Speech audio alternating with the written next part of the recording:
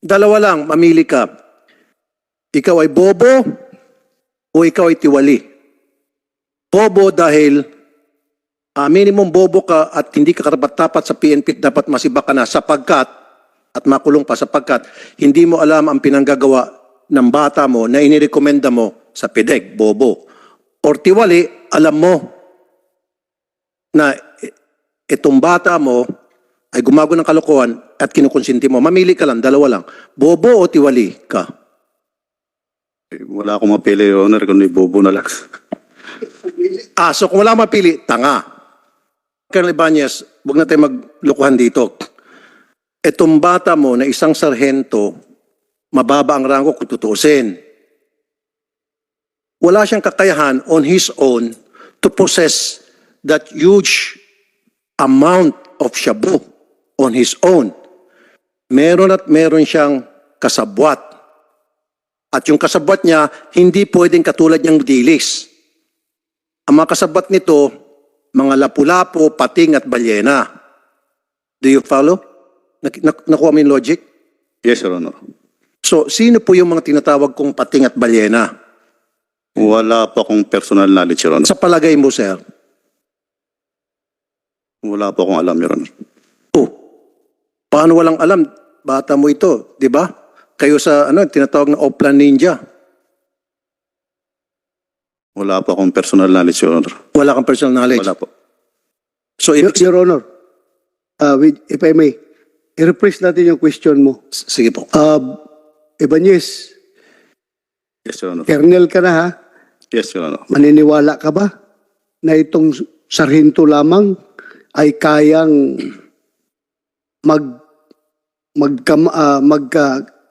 mag-accumulate ng 1 toneladang shabu? Huwag mo kulukuhin na maniwala ka. Sarhinto lang, kaya niya yan. Wala po akong idea, Your Honor. Pero Tinatanong kita Yes, kung Your Honor. kaya, naniniwala ka ba, yes or no? Perhaps, Your Honor. Perhaps what? Na kaya niyo, Your Honor. Di ko kasi alam, Your Honor. Di ako makapagbigay ng exact. Tinatanong kita, Yes, Your Honor. kaya ba niya na isang sarhinto na mag-accumulate 1 toneladang shabu na siya lang, mag-isa? Anong sanong mo? Sagot mo, yes or no? No, Your Honor. Ha? No, Your Honor. No. So naniniwala ka na mayroong tao sa likuran nito? Kasama ni Mayo? Maybe, Your Honor. O maybe? Yes. Why maybe? Kasi po, Your Honor, wala po talaga akong personal knowledge dun sa... There you go.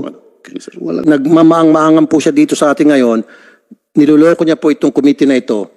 Ginagawa niya pong bobo ang committee na ito by saying na hindi niya alam ang galaw ng mga bata niya. Of course, this Sergeant Mayo will not do anything na hindi alam ng boss niya. And also, yung ganong kalaking kadami ng shabu na 990 kilos, hindi niya makakamkam yan, mabubuo on his own kung walang basbas ng nakakataas sa kanya. At sino po yung nakakataas sa kanya? Colonel Ibanez. And this gentleman now is lying through his teeth and he's making a fool out of us. So therefore, may I suggest, cite in contempt Colonel Ibanez Exactly. para madala. Kasi Exactly. So there is a motion from Senator Tolfo to cite in contempt Police Lieutenant Colonel Arnolfo Ibanez. Sergeant at Arms, mamaya na niyo kukunin pagkatapos ng investigasyon.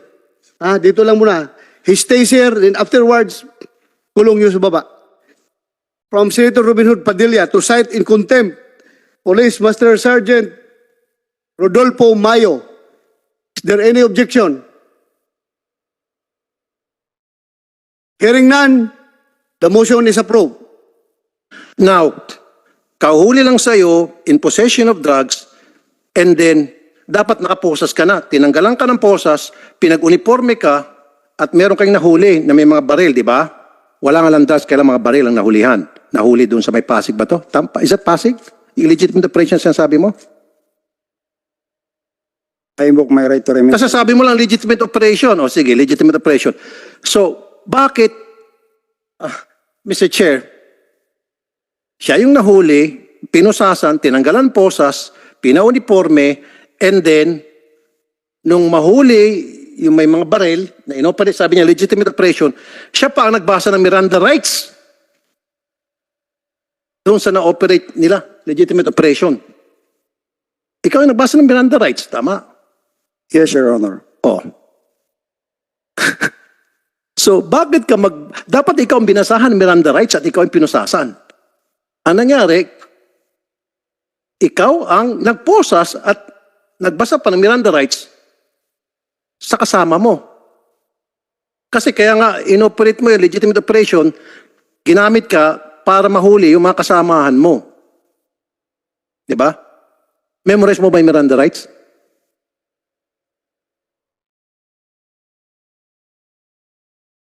Memorize mo? Memorize, Your Honor. Okay, sige. Paano mo binasahan ng Miranda rights yung nahuli mo? Pwede ba ano sa amin? Kung memorize mo yung Miranda rights? Sige, pakibasa. Kunyari, binabasa mo yung nahuli mo sa legitimate operation ng mga baril. Yung pinusasan mo at binasahan mo. Pakibasa nga, pakisabi. Ikaw, blah, blah, blah. Ay inuli namin sa isa ng warrant of arrest na ini-issue ng korting ito. Ikaw ay may karapatang manahimik.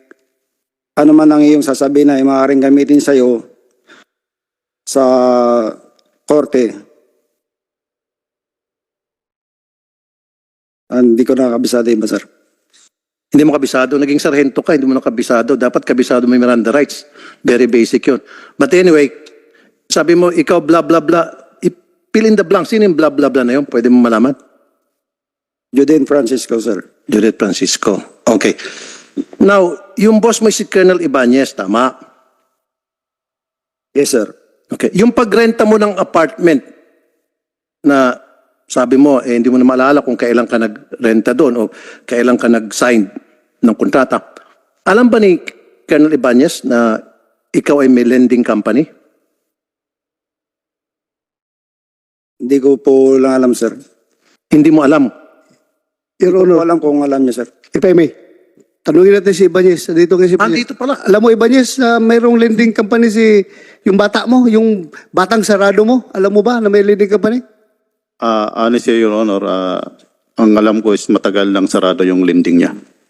Ano? Matagal na pong sarado yung lending niya, Your Honor. Pero alam mo na meron siyang lending company. Noon, Your Honor, noon. Alam mo? Yes, sir, noon pa. Tapos alam mo, matagal nang sarado. Yes po, Your Honor. Pero, Colonel Ibanez, kayo ho ba ay nakakapunta doon sa lending company nung bukas pa, nung sa isip mo na bukas pa? Nakadalaw ka na po doon?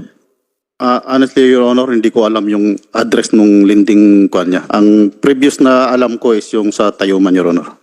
Hindi, yung lending company na kung saan nahulihan ng... Hindi po, nakita na Your siya. Honor. Hindi mo alam? Matagal ko na pong alam na wala na siyang lending, Your Honor. Hindi, pero alam mo noon na meron siyang Alam ako, Your Honor, yung sa Tayuman. yung sa Tayuman. Yes, Your Honor. Okay, Colonel Ibanez, napakalaking shabu yun. Sobrang dami ng shabu, 990 kilos. Kanina tinatanong ko, puro invoke rights against self-incrimination. Maybe siguro ikaw hindi mo sabihin yun. So, paano po nakarating yung 990 kilos ng shabu doon po sa building na yun, na pag-aari ni Mayo? Wala po akong idea, Your Honor. Wala akong personal knowledge, Your Honor. Ibig sabihin, hindi mo monitored yung gawain ng mga bata mo. Yes, Your Honor. Hindi ko po alam yung pangyayari na yun. So, ang sinasabi mo dito ngayon, inosente ka sa lahat ng kabalastugan ng bata mo. Yes, Your Honor. Di po ba, Colonel, itong si Mayo nagdi-deliver sa'yo? Your Honor. Nagdi-deliver sa'yo? Ang accomplishment, Your Honor. Ano, no? Accomplishment, Your Honor. Hindi. Alam mo na yun, sinasabi ko. Nagdi-deliver sa'yo. Wala pong deliver na ano po yung Your Honor. Pwede nagdi-deliver sa'yo ng bag na may lamang pera. Wala po, Your Honor. Pwede nagdi-deliver sa bank account mo. Negative po, Your Honor. Negative. Kasi nga naman, Colonel Ibanez, huwag na tayo maglukuhan dito. Etong bata mo na isang sarhento, mababa ang rango kung tutuusin. Wala siyang kakayahan on his own to possess that huge amount of shabu on his own. Meron at meron siyang kasabwat. At yung kasabwat niya, hindi pwedeng katulad niyang dilis. Ang mga kasabwat nito, mga lapu-lapu, pating at balyena. Do you follow? Nakuha mo yung logic? Yes, Your Honor. So, sino po yung mga tinatawag kong pating at balyena? Wala pa akong personal knowledge, Your Honor. Sa palagay mo, sir? Wala pa akong alam, Your Honor. Oh, paano walang alam? Bata mo ito, di ba? Kayo sa, tinatawag na Oplan Ninja. Wala pa akong personal knowledge, Your Honor. Wala kang personal knowledge. Wala po.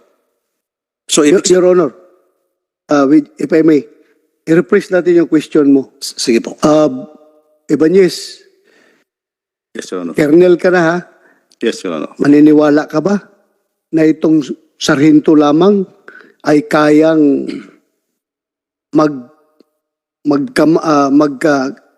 mag-accumulate ng 1 toneladang shabu? Huwag mo kulukuhin na maniwala ka. Sarhinto lang, kaya niya yan. Wala po akong idea, Your Honor. Pero Tinatanong kita Yes, kung Your Honor. kaya, mananiwala ka ba, yes or no? Perhaps, Your Honor. Perhaps what? Kaya niyo, Your Honor. Di ko kasi alam, Your Honor. Di ako makapagbigay ng exact. Tinatanong kita, Yes, Your Honor. kaya ba niya na isang sarhinto na mag-accumulate 1 toneladang shabu sa siya lang, mag-isa? Anong sagot mo, yes or no? No, Your Honor. Ha? No, Your Honor. No. So naniniwala ka na mayroong tao sa likuran nito? Kasama ni Mayo? Maybe, Your Honor. O maybe? Yes. Why maybe? Kasi po, Your Honor, wala po talaga akong personal knowledge dun sa... There you go. Yes, sir. Wala nga. Sige, wait, Senator Tulfo. Colonel Ibanez, sir. Kayo po ay full-fledged colonel. Lieutenant Colonel. Light Colonel. Okay. Colonel, bata mo si Mayo, right? He reports directly to you. Ikaw yung superior niya. Isa siya sa mga tao, Your Honor, sa... Yeah, pero tao mo siya. Yes, Your Honor. Ikaw nagdala sa kanya sa PIDEC. Ako po nag-request, Your Honor. Exactly, nag-request ka. Now, dalawa lang, mamili ka. Ikaw ay bobo o ikaw ay tiwali? Bobo dahil minimum bobo ka at hindi ka karapat-dapat sa PNP, dapat masiba ka na sapagkat at makulong pa sapagkat hindi mo alam ang pinanggagawa ng bata mo na inirekomenda mo sa PIDEC, bobo. Or tiwali, alam mo na itong bata mo ay gumago ng kalokohan at kinukonsinti mo. Mamili ka lang, dalawa lang. Bobo o tiwali ka?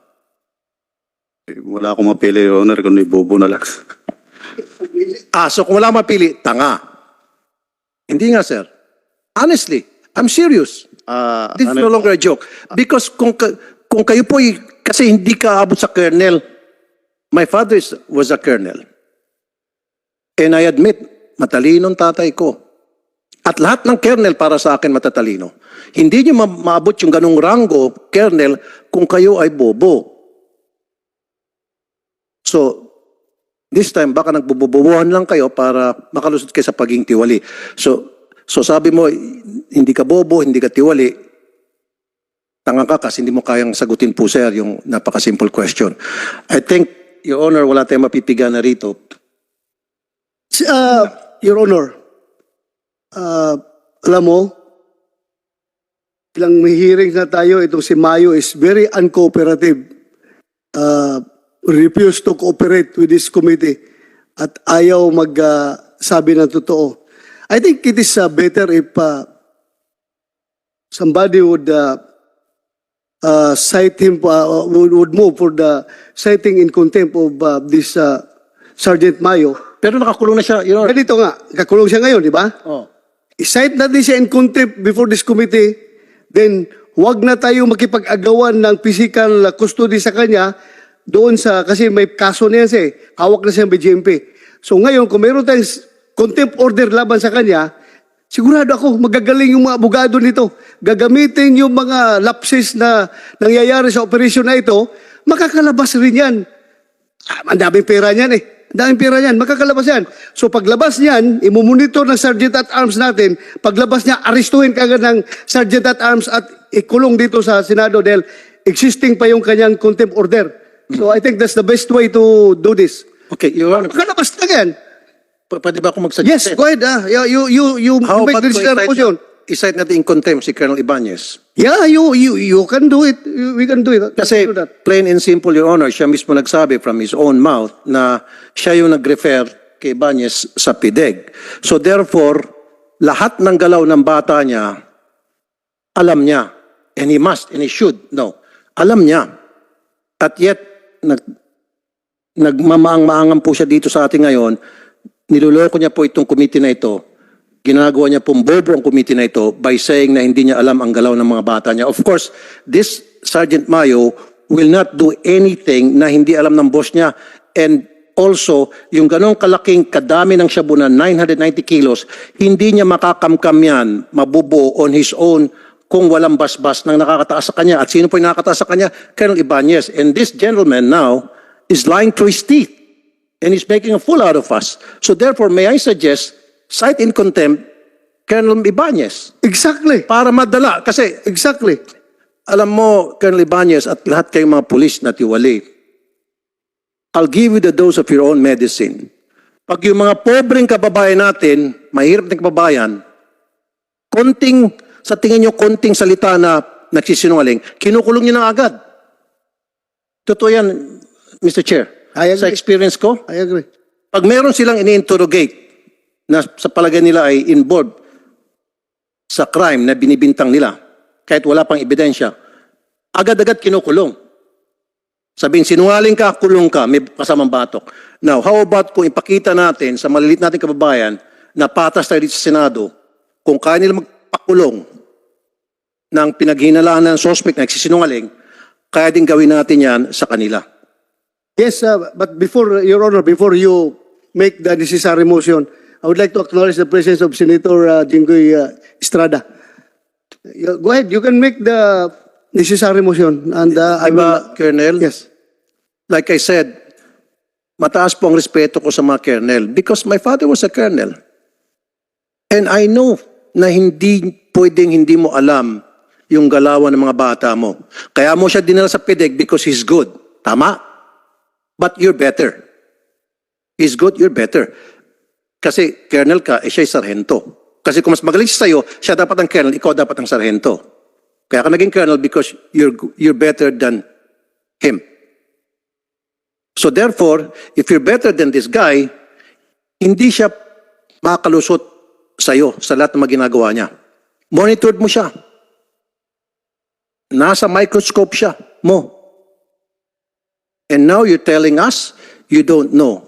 You don't know anything about his activities. And for me, that's a big, big lie. And nobody will believe you. Kahit siguro yung kindergarten, hindi maniniwala sa iyo. Totoo po yan. Sino maniniwala sa iyo na bata mo na nirekomenda mo makabuo ng 990 kilos on his own? Pero kanina, sinabi mo, pwede, possible na may kasama. Sabi mo, pating balyena. Tinanong ko kung sino yung pating balyena, ayaw mong sabihin. Hindi mo alam. Diba? Pero alam mo kung sino yung pating at balyena na nasa likod niya. Kaya lang, hindi mo lang aminin. So therefore, Police Lieutenant Colonel Arnulfo Ibanez, sir, you are lying and it hurts us dito sa committee na ito na magsisinungaling ka sa amin. Ayoko naman na lahat ng papatawag namin dito, gagaya sa iyo, puro sinungaling na lang. And that's the reason why I suggest to this committee, to our Honorable Chair, former Chief PNP, Senator Bato de la Rosa, now a Senator, is to cite you in contempt. Para ipakita sa taong bayan na hindi lang malilit na mga Pilipino ang pwedeng ipakulong. Dapat makatikim din makulong yung mga taong nagpapakulong sa mga inosente natin mga kababayan.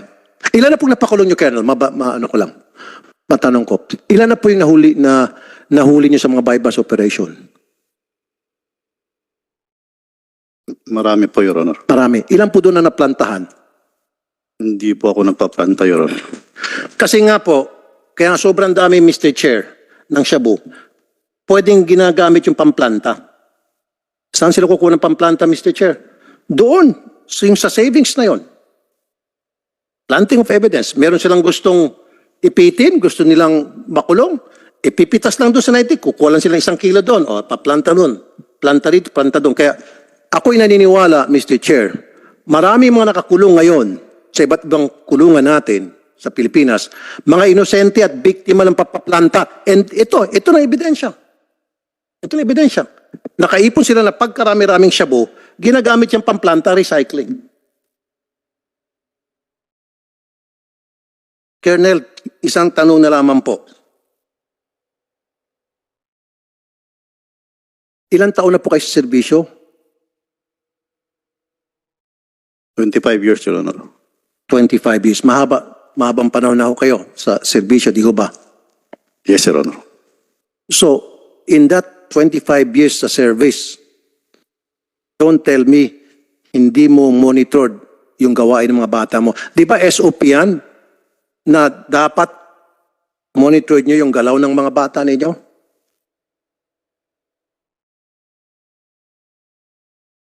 May tinatawag na command responsibility, tama? Yes, Your Honor. Okay. So kung gagamitin natin yung salitang command responsibility, dapat ikaw ay maparusahan din. At yung parusa na yun, for now, umpisa natin for you to be cited in contempt. Command responsibility. Ba, naniniwala ka, di ba, sa PNP? Narinig mo yung salitang command responsibility, sir? Yes, Your Honor. So if you follow that principle of command responsibility, then meron kang responsibilidad with this guy, Mayo, and therefore, dapat ikaw ay makatanggap din ng parusa. Tama ba, Mr. Chair? I agree with you, Your Honor. So, please make the motion now so that I can approve your motion to cite in Yes. contempt. Yes, Mr. Chair, that's what I'm intending to do. I'll file a motion na cite in contempt, Colonel Ibanez. Ipakita po natin sa taong bayan, sa mga Pilipino, lang sa mga mahirap nating kababayan, na ang Senado ay patas. Na Yeah. hindi porket malaking isda ka, aamu-amuin ka na namin dito, ibibibihin ka namin. Walang baby rito sa Senado. Pantay-pantay, mahirap mayaman, mataas ka man o mababa, pantay-pantay yung turing namin. Therefore, kung nakapag-cite in contempt kami ng mga maliliit nating kababayan na nagsisinungaling, dapat yung mga malalaking kababayan din natin nagsinungaling, ang pwede nating cite in contempt. Yeah. So Be it a there, colonel or be it a janitor. so there is a motion from Senator Tolfo to cite in contempt Police Lieutenant Colonel Arnolfo Ibanez. Any objection? Your Honor, pinapangalawahan ko po ang cite of contempt. Tsaka gusto ko rin pong mag-file ng motion ng contempt din kay Master Sergeant Rodolfo Mayo Jr. Yeah. So move, Mr. Chairman. Yeah. Before placed on my table, first is the citing contempt of Arnolfo Ibanez. So I will decide this before I decide on the citing in contempt of Sergeant Mayo. So there is a motion and it has been seconded by Senator Robin Hood Padilla. Any objection? There is no objection. So Sergeant Police Lieutenant Colonel Arnolfo Ibanez is hereby cited in contempt before this committee. So ordered. Sergeant at Arms, mamaya na niyo kukunin pagkatapos ng investigasyon. Dito lang muna.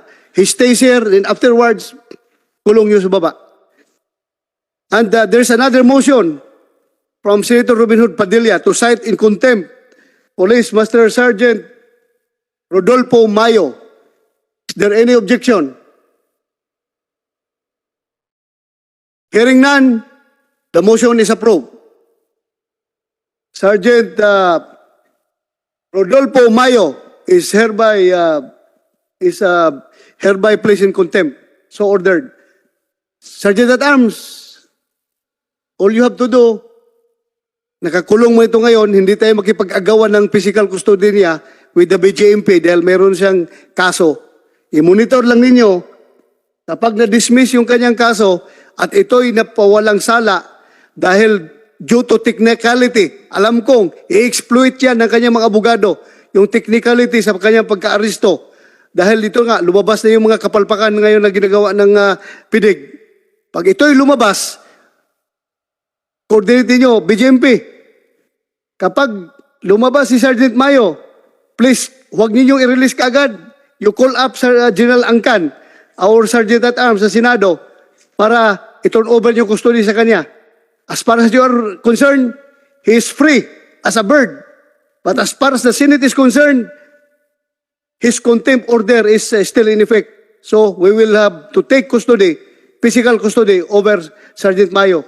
Sabihan mo yung boss mo sa BJMP na huwag niyong i-release yan kapag may order na yung korte na dismiss yung kaso. Call up Sergeant at Arms at kukunin namin yan. Okay? Thank you. Mr. Chair, Yes. natutuwa si Mayo. Kasi sa BGMP, walang electric pa nga dito, aircon. O, di ba? Naka-aircon ka, Sergeant Mayo, tapos masarap ang pagkain dito. Tingnan natin. Tingnan natin. Tingnan natin. Chairman? Yes, go ahead, Senator Pino Padilla. Opo, gusto ko lamang pong sundan.